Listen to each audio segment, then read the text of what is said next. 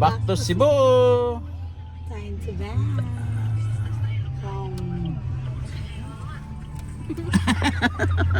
Di mo kilala mo na. Ray.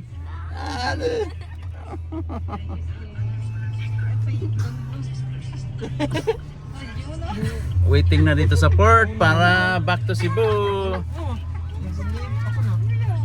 3:30 ang biyahe back to Cebu. So antay lang namin yung processing sa ticket, sasakyan, lahat sa port, etc. So gagastos ka around 4,500 from Cebu, around 5,000. Sama mo ng tip noon, bigay mo ng tip sa porter. So yan, 5,000 overall gastos mo lang. Back Sa isang balik lang.